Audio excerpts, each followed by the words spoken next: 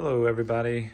What we've got here is a 2013 Porsche Cayenne 958. This should apply to all the 958s out there. Doing the air suspension rebuild.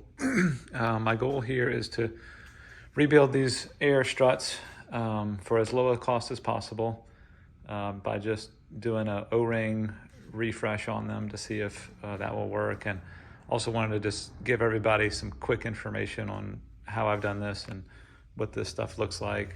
My goal here is not to have a all-inclusive half-hour long video on how to do this, but to give you a 5 to 10 minute video on just what you kind of need to know to get this done. So here's one of them. This is one that I've already rebuilt. So you can see the boot there. I've got some conditioner on it. But basically to get these out, it's a pretty simple process. You basically just need to unplug the electrical connector. It's actually got a little plug on the back that's like the kind of like the seesaw type. So you got to push it down in the back and then hear it click, and then you can pull it off. And then around back over there, you probably can't see it. There's an air line, an orange one. Yep, you can kind of see that. And then you've got to get underneath the vehicle and unscrew it with like a 12 millimeter. I've got it jacked up on these cross members here on both sides. Obviously you want to set it in a jack mode before you do that by holding the air adjuster knob in the front forward for 10 seconds. And then after you get those undone, you'll have to undo this knuckle bolt here. Where is it? Yeah, so it's missing right now, but there's a knuckle bolt that goes in there. It's a M12 by 120 millimeter. I actually damaged it. It got a burr in it, and when I put the bolt back on, it fused to the bolt, the other one, not this one. But anyway, be careful about that and make sure you kind of lubricate those bolts, make sure there's no burrs in them. And then once you take that out, then the only thing left is the 4 bolts on top. So you got to go into the trunk area, pull out the trunk floor, which basically it took me a little while to figure it out, but you basically lift it up, and then you just, this back section, you just slide it forward. There's these little channels right here that you just pull it out towards the back and it'll come out. And then you've got the 4 sections here, so both sides. You've got longer bolts in the front, I believe, and shorter bolts in the back, so they are a pair of bolts. So anyway, that's how you get the air strut out, and then I'll take you over here and show you what the rebuild looks like. So here's this guy. Basically the way it works is you have a strut arm that goes in. It goes all the way to this part right here. This is a boot. I took it off the first one. I'm not going to take it off this one. I don't feel like that's really going to be my issue. There are some seals inside here, I do believe, but this boot is really hard to get on and off. You can if you want. It's just, mine doesn't have straps, just pulls off there, pulls off here, and I like to lubricate them with some interior cleaner. And then you can also use some rubber emulsifier, this AT205. Let me see where that stuff is. But it's really good at rejuvenating oils. So here it is. AT205 reseal. This stuff will make O-rings come back to life and get soft again. It'll help plastics. I think it's called a vulcanizing chemical. Also, I use Lucas Oil Stop Leak, so it's like a really thick oil, but it also helps with resealing O-rings. It's made to go in the engine and help the O-rings, so I figure putting a little bit of that as my lubricant on these O-rings will give them new life. So there's 3 main O-rings, actually 4, that are potential leak points on this. One of them is under here, so that O-ring right there. So what I did was I bought a kit of O-rings, this kit right here, and it's got most of them in there. So it's $21 on Amazon. You can see the brand there, no particular brand, just regular O-rings. And I can kind of go through the O-rings. So you have this one here, which correlates to this one right here, which is a 14 by 2. The next one is the check valve O-ring. So this check valve goes in here,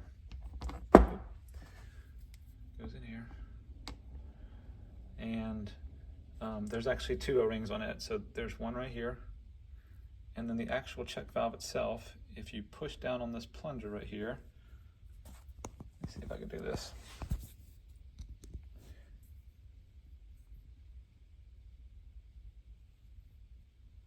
Just holding the screwdriver against my body and can start to get that plunger going. So you can push it out like that. See if I can get it to focus on my hand and then focus on this. But yeah, there's a rubber O-ring on there. Well, it doesn't look like it's going to focus, but yeah, there's a really small O-ring, and you just plunge it out like that. Sorry for the focus issues. Don't have a third hand to tap it.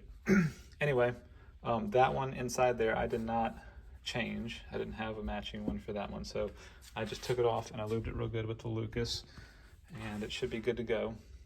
And it won't cause a leak. It'll, maybe make this one not have the check valve that it needs and put air throughout the rest of the system, but I don't think that's going to be an issue. The other one is, so that's 3 right there. So this one right here corresponds to this spot right here, which is a 13.15. So that's the one that goes on the check valve threads. The last one is actually on the vehicle. It's the airline that screws into this right here. That airline has a nut that looks very similar to this, and it has a O-ring on it as well, and I believe that is this one here, which is the 11 by 1.5. So that you can put that new one on the airline on the vehicle. As far as taking this thing apart, there are some tricky spots on this thing. This part is easy to take off, 4 bolts, you just unscrew them. This is basically a cap that goes on this rubber thing. It's called the strut mount. This actually seals to this mating surface right here, which is a machined mating surface on the air strut, and it cinches down on that with this. So I'm just gonna, mine's in good condition, I'm just gonna put some Lucas oil on it and clean off the surface really well. I think that should seal that up nicely for a while. And then after that, it's really getting this shaft off, which is a major, getting this nut off the shaft. So this nut goes on here. There are some videos out there about how to do that. Unfortunately, I did resort to having to cut the wire, and that was the only thing. The nut was on there so tight that I had to use my impact socket to get it off. Ultimately, I tried a different method of using a socket that I had cut, and so I tried to use this, and I had a clamp on there, so that, because the first one I did, it actually expanded and it started to strip the corners of the nut off. So I put a clamp on there to tighten up this part right here. This is a standard socket. I heard that it needed to be thin walled. It actually doesn't need to be thin wall, and I think I would go back to the store and get a real impact socket and put this groove in it, and that may be the ticket to be able to do it that way. But ultimately, it's so tight on there that it's hard to hold the shaft and get the impact that you need on that nut for it to free up with all that in there. And I ended up cutting my wire with this clamp right here that was wearing on it, and started cutting through the wire. So I just went ahead and cut it and finished it off, and I'm going to solder it back together.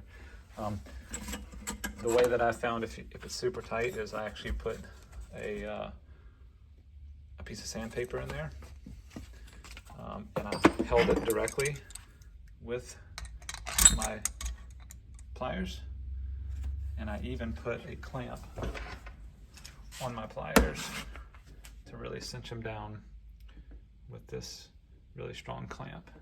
And that kind of clamping force with the sandpaper is the only thing I could figure out to get it to hold it. Now you say, oh well, my goodness, you're gonna damage your shaft. This shaft is extremely hard. There's actually no damage that I can feel on it, even after all that. And even that, it doesn't go into here into a sealing surface that I can tell. So even if I just hold it all the way up on the top, and that should be just fine for that. Anyway, that is hopefully the full summary of everything that I've done. Can't think of anything else. I know this isn't like your typical video of how people do this type of thing, but ultimately, again, the goal is to like just change the parts that actually need to be changed, which are the absolute cheapest little O-rings out there. No sense in spending thousands of dollars on new suspension when you just have a couple of O-rings that are leaking. And hopefully this will work. I'll update and how it all goes. I'm gonna do the front suspension next, and hopefully I have everything sealed up. All right, thanks.